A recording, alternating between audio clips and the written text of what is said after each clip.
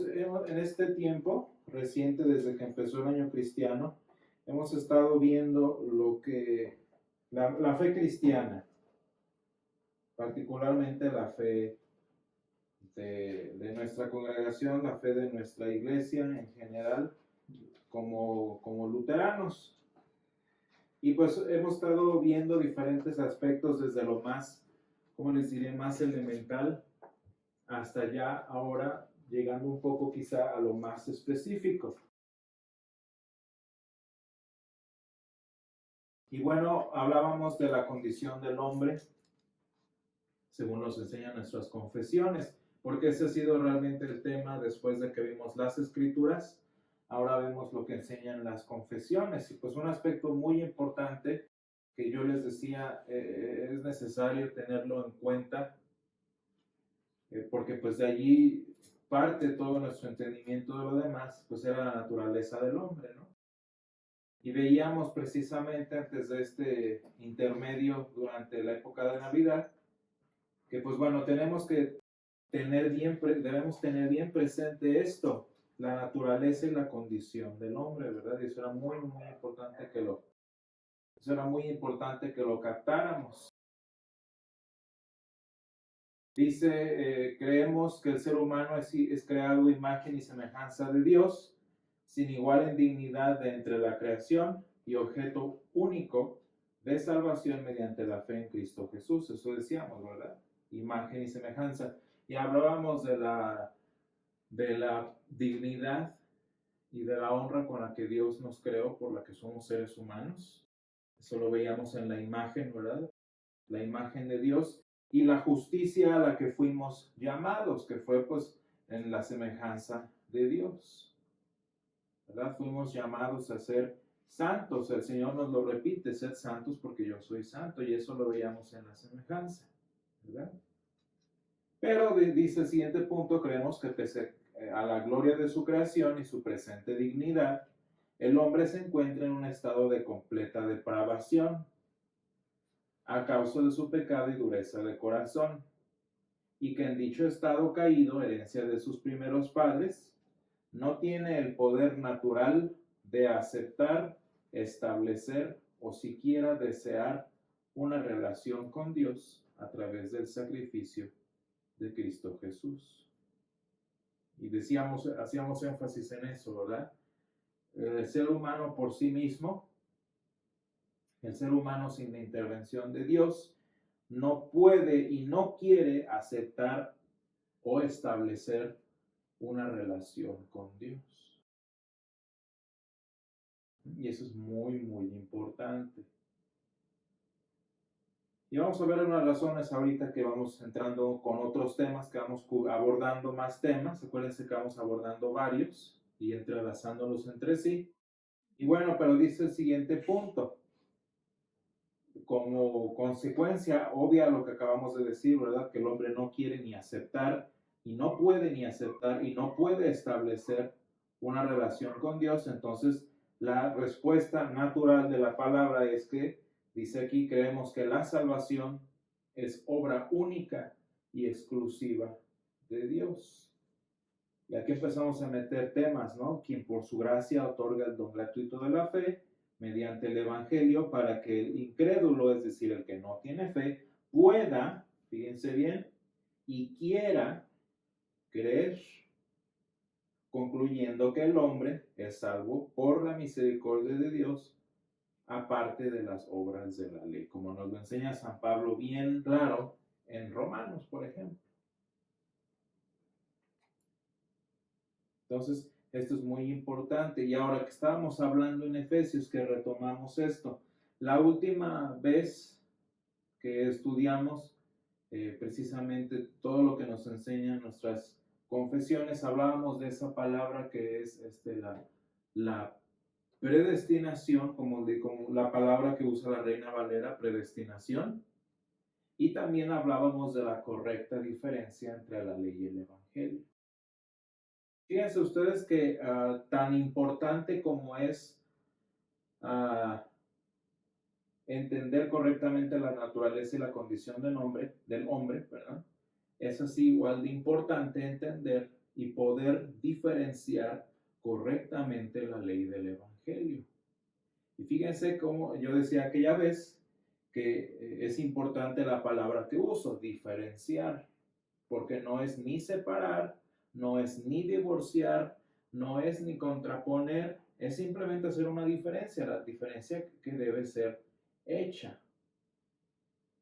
Y esas diferencias son muy importantes, esa diferenciación es muy importante para poder entender la palabra de Dios bien. Simplemente saber en qué cajita poner qué. Ah, esto es esto, le corresponde a este lado. Ah, esto es esto, entonces le corresponde a este lado. ¿Por qué? Porque si no separamos, si no diferenciamos correctamente la ley del Evangelio, pues vamos a tener un desastre.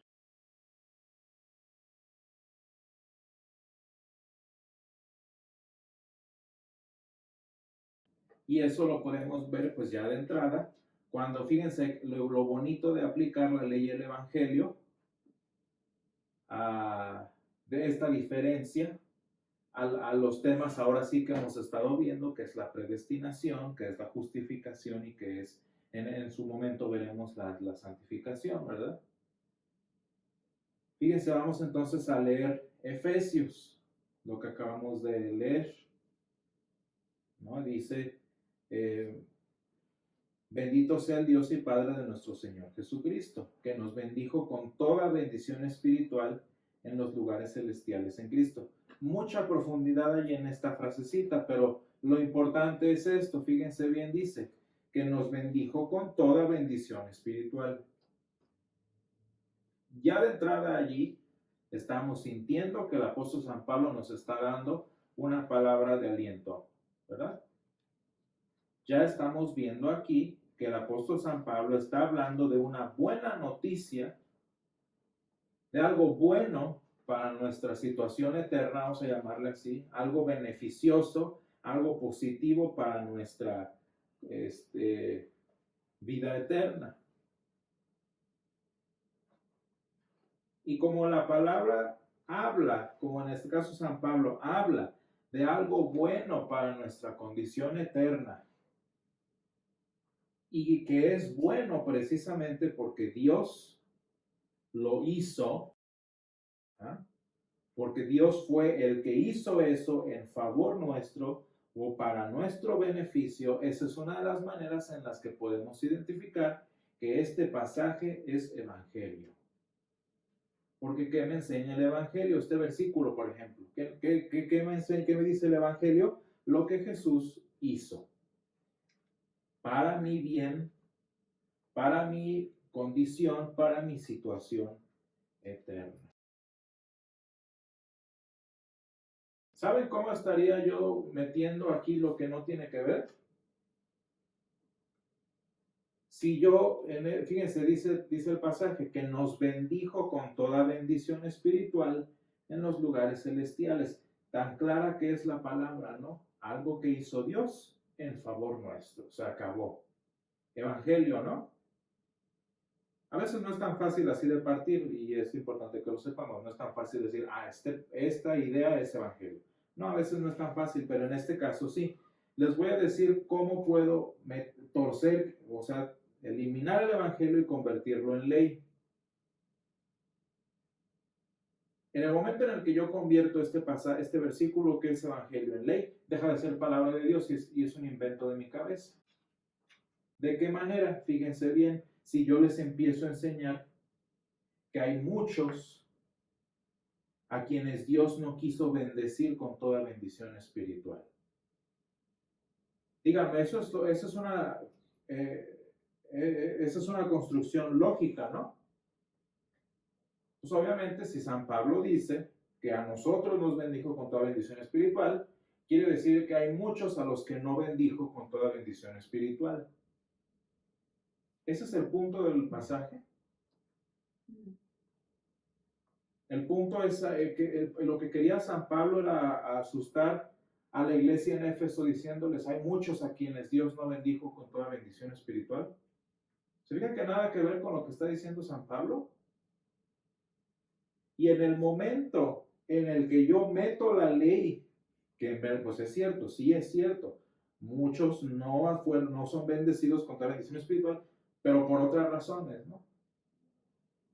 En el momento en el que yo tuerzo la escritura y no diferencio correctamente, no me doy cuenta que este es un pasaje de evangelio, a final de cuentas, y se los pongo en un ejemplo simple, lo que ustedes van a estar pensando es quiénes no habrán recibido toda bendición espiritual. Y entonces, ¿en qué estamos pensando? ¿En el consuelo de la palabra o en el terror del Hades? En el terror del infierno. ¿Se fijan lo fácil que es torcer la escritura? Estas palabras tan simples, la escritura es un libro tan simple, tan claro, las convierto en una fuente de terror para la conciencia, como dice Lutero. Nada más por la simple razón de no diferenciar correctamente la ley del Evangelio. ¿Se fijan? Entonces, ¿qué palabra fue la que trajo terror en este caso a las personas que me escuchen? ¿La palabra de Dios o mi lógica humana? Porque pues sí, si Dios nos bendijo a nosotros, pues entonces hay unos a quienes no bendijo. Ese es el punto de San Pablo, hablarnos de que hay muchos a quienes Dios no bendijo. Y eso hablábamos precisamente del versículo 4 y esa palabra, el versículo 5, que es predestinados. Fíjense qué bonita es la palabra, dice, según nos escogió en él antes de la fundación del mundo. Es algo que Dios está haciendo, Él lo hace para nuestro beneficio. De tal manera que yo como cristiano, con base en este versículo, ya aprendí dos cosas, que el Señor me bendijo con todo y no me falta nada. Punto número 1. Punto número 2, y que el Señor me escogió en Él. ¿Y qué es importante que me escogió en Él? Esa palabrita en que nosotros tenemos ahí en español implica un montón de cosas. Según nos escogió en Él. ¿A qué se refiere esto? Bueno, podemos usar la imagen de que el Señor en la eternidad nos tomó en sus brazos para Él, por así decirlo, ¿no? Es decir, que mi salvación eterna, que mi destino eterno, que mi realidad, mi condición, mi estado eterno está aquí, en su poder, en sus manos, en su control, ¿no? Eso lo puedo aprender yo, ¿no? Lo que nos enseña aquí San Pablo.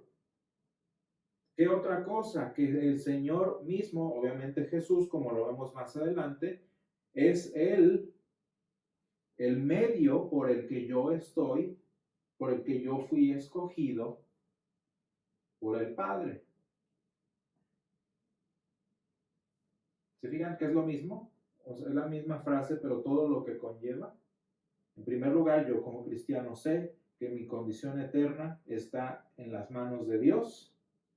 También aprendo que como Él me escogió en Él, mi selección fue a través de Jesús, como nos lo explica el versículo 5. Entonces, esas dos cosas de entrada ya podemos ver y vean ustedes quién es el que está haciendo las cosas. Nuestro Dios es el que está haciendo las cosas, ¿verdad? En beneficio nuestro. Entonces, continuamos con palabra de evangelio, ¿no? Qué bonito el mensaje que quiere San Pablo transmitir desde antes de la fundación del mundo. Y hablamos de lo bonito que es la doctrina de la predestinación con la palabra que dice aquí Efesios. Es una doctrina muy bonita, mi maestro. Uno de mis maestros me decía que esta doctrina, cuando se entiende bien, es el evangelio puro. No sé si ustedes se dan cuenta de esto, de que yo fui agradable a Dios. Yo como cristiano fui agradable a Dios, incluso desde antes de que yo pudiera hacer algo grato para Él. ¿Se dan cuenta de eso? Ese es amor incondicional de verdad. Muchas veces en nuestras relaciones humanas a lo que le llamamos amor incondicional es amor ciego. Amor ciego, que no me importa lo que hagas, yo te sigo. Ese no es amor. Ese es amor ciego. El amor que, por ejemplo, las esposas tienen por los esposos o que muchas mamás tienen por sus hijos. Ellas dicen, yo te amo incondicionalmente. No es cierto, está ciega a la realidad, ¿no? Por poner un ejemplo. El amor incondicional, pues obviamente es el único que puede mostrarlo es el Señor, ¿no? Y qué bonito es que el Señor me escogió antes de que yo fuera escogible. Qué bonito que el Señor me escogió antes de que yo pudiera ganármelo. Antes de que yo pudiera hacer algo en pro de eso. O sea, no es una solicitud de trabajo, no es un concurso, ya está hecho, ¿no? Y dice, ¿para qué? ¿Para qué nos escogió? Bueno, dice San Pablo, para que seamos santos. Otra vez, y fíjense cómo el Señor nos llama como para terminar lo que el pecado y la muerte destruyó, ¿no? ¿Se acuerdan que les había dicho? El Señor nos hizo a su imagen, con dignidad, con honor y gloria, y su semejanza, esa santidad a la que fuimos llamados. Fuimos llamados a esta santidad a la que no podíamos acceder, pero gracias a que el Señor nos escogió, ahora hemos recibido nuevamente este llamado de ser santos y sin mancha delante de Él. Para que seamos santos y sin mancha delante de Él, dice San Pablo. Y vean ustedes, regresamos a la idea otra vez de haber sido predestinados. Vean el lenguaje específico de San Pablo en el versículo 5. Dice, en amor, habiéndonos predestinado. ¿Cuál es el punto de San Pablo? Lo que San Pablo escribió. ¿Cuál es el punto del Espíritu Santo en este pasaje? Lo que el Espíritu Santo escribió. Que el Señor a su pueblo, que el Señor a nosotros como cristianos nos escogió en amor y se acabó. ¿Qué dice el pasaje? Que el Señor nos predestinó en amor. Pero ¿qué pasa si meto mi lógica humana y le completo lo que San Pablo no alcanzó a escribir? ¿Qué pasa si yo le corrijo lo que el Espíritu Santo no terminó de enseñar? Que así como en amor a nosotros nos predestinó, ¿para qué? Para ser adoptados hijos suyos por medio de Jesucristo. Hubo otros a quienes en odio los predestinó para ser rechazados como hijos. Díganme, ¿eso dice la palabra? ¿Eso dice el pasaje? Si ustedes se fijan, bueno, vamos a imaginarnos que sí está el versículo, ¿no? Ese. ¿Quién es el que hace las cosas, el que predestina para el infierno? Pues nuestro Dios, ¿no? Entonces la primera parte sí se cumple, Dios haciendo algo. Pero ahora les pregunto, ¿eso es para nuestro bien? ¿Para beneficio de nuestra condición eterna? No. El decir que el Señor en odio predestinó a otros para ser rechazados como hijos, eso no es evangelio, esa es ley pura.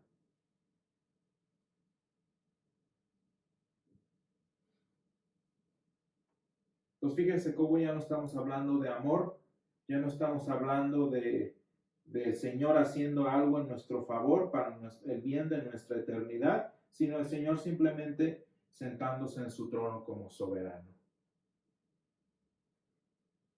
Cuando nosotros como luteranos nos ponemos a pensar en nuestra teología, decían los reformadores que la cruz es nuestra teología. ¿Y por qué dicen ellos que la cruz es nuestra teología? Bueno, de entrada eso es lo que nos enseña San Pablo, es lo que dice. Dice, más nosotros predicamos a Cristo crucificado.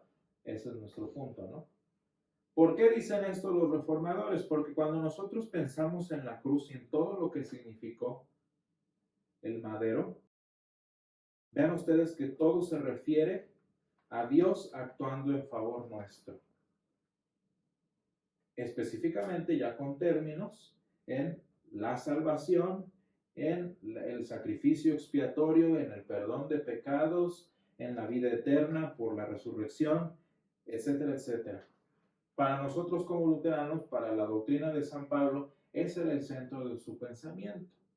Todo gira en torno a la cruz. Todo gira en torno a la cruz, porque la palabra de Dios lo hace. ¿Por qué creen que la Escritura no nos da los detalles en Génesis que quisiéramos? ¿Por qué la palabra no nos da los detalles de los apóstoles que tanto quisiéramos? Vaya, ¿por qué ni siquiera la palabra nos habla de la adolescencia del Señor Jesús? Sino cosas así como, ¿cómo les diré? Como al azar. ¿Por qué la palabra es tan, ¿cómo les diré? Tan poco extensa en ciertas cosas? Pues porque la palabra tiene un punto, la palabra tiene un objetivo, que es mostrarnos la cruz. ¿Para qué Moisés escribió Génesis? Para llevarnos a la cruz. Todo lo que significa, vaya, hasta el árbol de la vida, San Juan nos lo termina diciendo en Apocalipsis, es la cruz. ¿Para qué la historia del Mar Rojo? La misma idea, para llevarnos a la cruz. La serpiente en el desierto, ¿para qué? Pues para llevarnos otra vez. Bueno, todo en la Escritura circula, orbita la cruz. Y vean esto, si ustedes se ponen a leer este pasaje una vez más, ¿cuál es el centro de este pasaje? Dios haciendo algo en nuestro favor. ¿Se acuerdan cuando estudiábamos el aspecto de la canción de Simeón cuando él usa la palabra déspota? ¿Cuál es el punto de que Simeón diga déspota? De que Simeón alabe la grandeza y la omnipotencia de Dios con esa palabra.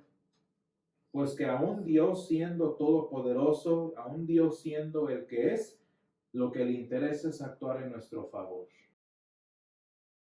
Ese es el punto de Simeón en una alabanza a nuestro Dios. ¿Cuál es el punto de Simeón de alabar al déspota de nuestro Dios? Porque han visto mis ojos tu salvación otra vez. ¿Cuál es el problema entonces, más allá de torcer la escritura, más allá de añadirle a lo que enseña la escritura? ¿Cuál es el problema de sacar ideas como esto que les decía, de que así como nosotros nos predestinó para esto, a otros los predestinó para otras cosas?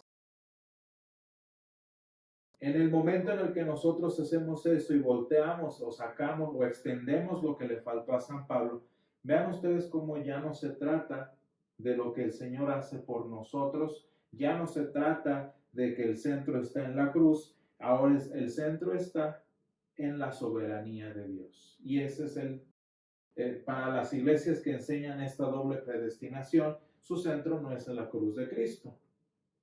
Su centro simplemente es el reconocimiento de que Dios es Dios todopoderoso, de que Dios es soberano, esa es la palabra que usan, soberano, y como Dios soberano, como Rey soberano, escoge quienes sí y escoge quienes no. Ahí importa la cruz.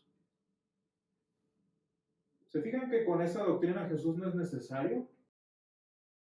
El hecho de que Jesús haya venido aquí, como dice el versículo 5, hijos suyos por medio de Cristo, fue ¿cómo les diré?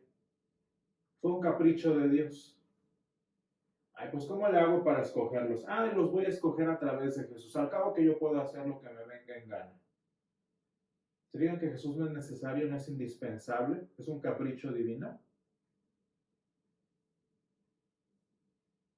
Cuando por el contrario vemos este pasaje y vemos la historia de las Escrituras con referencia en la cruz, Jesús no nada más es necesario, Jesús es indispensable. O sea, nuestro Dios soberano no anduvo escogiendo entre opciones y dijo, ay, esta me gusta. No, era necesario, como nos lo enseña el mismo Señor Jesús y los profetas. Entonces, por andar jugándole al lógico, por andar haciéndome el que, entonces en consecuencia, por jugarle al teólogo, ya no estoy viendo a la cruz, ya estoy viendo al Dios soberano. Y déjenme les voy a decir una cosa, el vivir, el sabernos bajo un Dios soberano, no es exclusivo de los cristianos. No es exclusivo de los cristianos. Porque de hecho, literalmente, toda la humanidad, los demonios, los incrédulos, los no creyentes, todos están sujetos y presentes delante del Dios soberano. ¿Les guste o no? ¿Se fijan qué triste es ponernos en esa condición? Qué triste es de que teniendo yo el lugar de hijo, me voy al lugar de siervo, como dice el Señor Jesús. Qué triste es que teniendo yo la palabra para convertirme en hijo, no, a mí no me gusta ser hijo, yo quiero ser siervo, yo quiero que el centro de mi teología, que el centro de mi iglesia sea el Dios soberano, el mismo Dios soberano que tienen los musulmanes, el mismo Dios soberano que tienen los ateos.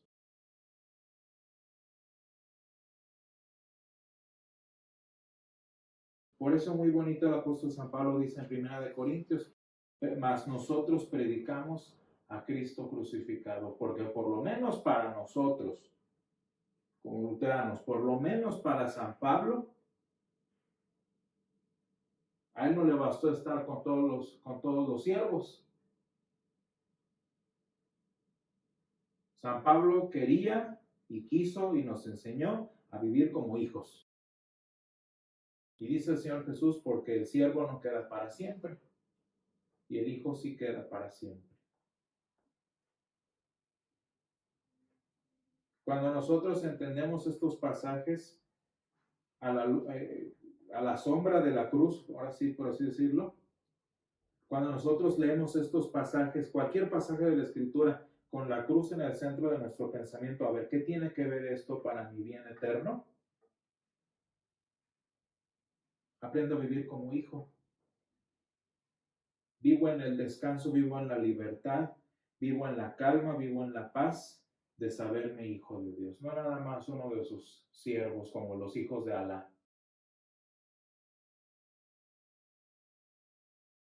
No es cierto, no hijos de Alá. Alá no tiene hijos. Como uno de los súbditos de Alá. ¿Se fijan lo indispensable que es diferenciar la ley y el evangelio? Y si identifico bien el evangelio en este pasaje, yo me doy cuenta que en Efesios 1, del 3 al 5, el Señor me da esta palabra de evangelio que Él me escogió desde antes de la fundación del mundo. Entonces es muy importante que lo tengamos en cuenta estos aspectos. Y qué bonito es ir poco a poco, ir aprendiendo lo que el Señor enseña verdaderamente en la palabra. ¿Cómo le hago para entenderlo? Pues simplemente teniendo presente esto, ¿no? Diferenciar ley y evangelio. Y bueno, me gusta mucho cómo termina el versículo 5, según el puro afecto de su voluntad. Vean cómo no estamos peleados con que Dios sea soberano, ¿verdad? Simplemente que el Señor usa su soberanía para nuestra salvación.